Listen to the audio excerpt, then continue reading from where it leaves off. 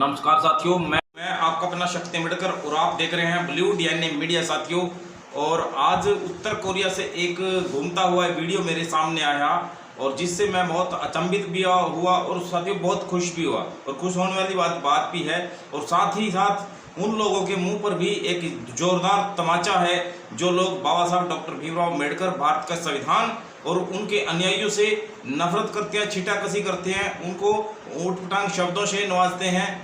तो ये उन लोगों के लिए भी एक जोरदार तमाचा है साथियों। भारत का संविधान, बाबा साहब डॉक्टर भीमराव अम्बेडकर की जो मानवतावादी समता, स्वतंत्रता, न्याय व भाईचारा की जो मानवतावादी विचारधारा है, ये इतनी शानदार इस मानवता के लिए, इस भारत देश के लिए, इस संसार के लिए इतनी शानदार और कारगर है कि जो एक तानाशाह के मन को भी पढ़ सकती है। उत्तर कोरिया का जो तानाशाह है किम जोंग उन, वो इस वर्ष बाबा साहब डॉक्टर भीमराव अम्बेडकर का जन्मदिन उन्होंने मनाया है, बाबा साहब को समझा है, पढ़ा है और उसके मन को भी बाबा साहब डॉक्टर भीमराव अम्बेडकर की विचारधारा ने परिवर्तित कर दिया है। ये वीडियो देखिए साथियों। कल्पना कीजिए एक ऐसा देश जो अपनी सख्त नीतियों और रहस्यमयी शासन के लिए विश्व भर में जाना जाता है।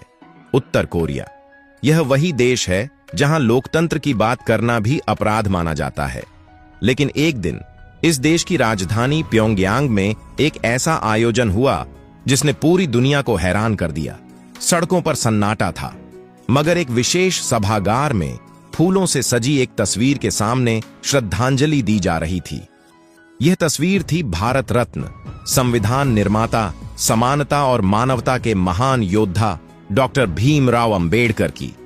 और सबसे चौंकाने वाली बात, इस समारोह में स्वयं उत्तर कोरिया के सर्वोच्च नेता किम जोंग उन उपस्थित थे। जय भीम दोस्तों, आप देख रहे हैं हमारा पीके यूनिक स्टोरी यूट्यूब चैनल। अगर आप हमारे चैनल पर पहली बार आए हैं तो कृपया चैनल को सब्सक्राइब करें, वीडियो को लाइक करें और इसे अपने दोस्तों के साथ शेयर करें। अगर आप वीडियो को अंत तक नहीं देख सकते तो इसे अभी छोड़ दें। तो चलिए शुरू करते हैं। यह घटना इतिहास के पन्नों में स्वर्णिम अक्षरों में दर्ज हो चुकी है। उत्तर कोरिया जैसे देश में जहां विदेशी नेताओं को शायद ही कभी याद किया जाता है, बाबा साहेब अम्बेडकर को इस तरह सम्मानित करना उनके वैश्विक योगदान का जीवंत प्रमाण है। यह केवल एक श्रद्धांजलि नहीं थी, बल्कि दुनिया के सबसे बंद देश की ओर से समानता, स्वतंत्रता और बंधुत्व के मूल्यों को नमन था। किम जोंग उन ने इस अवसर पर एक संक्षिप्त लेकिन प्रभावशाली भाषण दिया।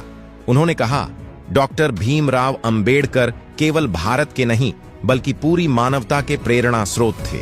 उन्होंने सदियों पुराने अन्याय को चुनौती दी और एक ऐसा मार्ग दिखाया जो हर इंसान को सम्मान और गरिमा के साथ जीने का अधिकार देता है।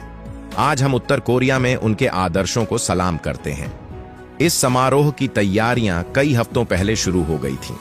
उत्तर कोरिया की सरकार ने भारतीय दूतावास से संपर्क कर बाबा साहेब के जीवन और उनके संघर्षों पर आधारित सामग्री मंगवाई। स्थानीय कलाकारों ने उनकी जीवन यात्रा को चित्रों और प्रदर्शनियों के माध्यम से जीवंत किया। सभागार में अंबेडकर जी के बचपन के संघर्ष, कोलंबिया विश्वविद्यालय में उनकी शिक्षा, भारत में सामाजिक क्रांति और संविधान निर्माण जैसे महत्वपूर्ण पड़ावों को खूबसूरती से दर्शाया गया। उत्तर कोरिया की जनता के लिए यह आयोजन एक अनोखा अनुभव था। जिन लोगों ने पहले कभी बाबा साहेब का नाम नहीं सुना था, वे भी उत्सुकता के साथ इस समारोह में शामिल हुए। स्कूलों और विश्वविद्यालयों में विशेष व्याख्यान आयोजित किए गए, जहां छात्रों को बताया गया कि कैसे अंबेडकर जी ने न केवल भारत बल्कि पूरे विश्व के लिए समानता और मानवाधिकारों की मिसाल कायम की। इस आयोजन ने पूरी दुनिया को आश्चर्यचकित कर दिया। भारत में इसे गर्व के क्षण के रूप में देखा गया। भारतीय मीडिया ने इसकी व्यापक कवरेज की और अंतर्राष्ट्रीय मंचों पर भी इस कदम की सराहना हुई। कई विश्लेषकों ने इसे उत्तर कोरिया के लिए एक संदेश के रूप में देखा। सामाजिक समानता और मानवाधिकारों की दिशा में एक नई सोच का संकेत। सोशल मीडिया पर वन अम्बेडकर इन नॉर्थ कोरिया ट्रेंड करने लगा। दुनिया भर में अम्बेडकर के अनुयायियों ने इस खबर को शेयर कर उनकी वैश्विक स्वीकार्यता पर खुशी जताई। बाबा साहेब का यह संदेश, मैं ऐसे धर्म को मानता हूं जो स्वतंत्रता, समानता और भाईचारा सिखाता है, उत्तर कोरिया की दीवारों तक गूंज उठा। समारोह के समापन पर किम जोंग उन ने एक और महत्वपूर्ण घोषणा की।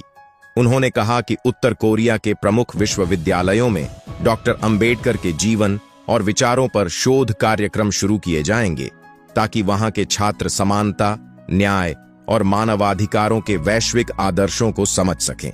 यह आयोजन इस बात का प्रमाण था कि विचारों की शक्ति किसी सीमा, सरकार या हथियार से नहीं रोकी जा सकती।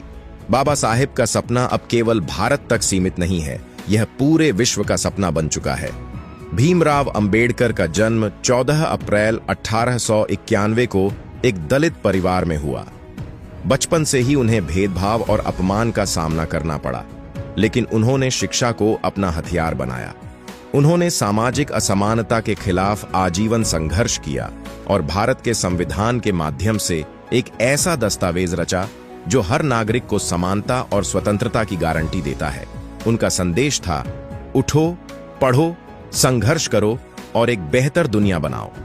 आज उनका यह संदेश अमेरिका, कनाडा, जापान जैसे देशों में भी गूंज रहा है। बाबा साहेब केवल भारत के नहीं, बल्कि पूरी मानवता के नायक हैं।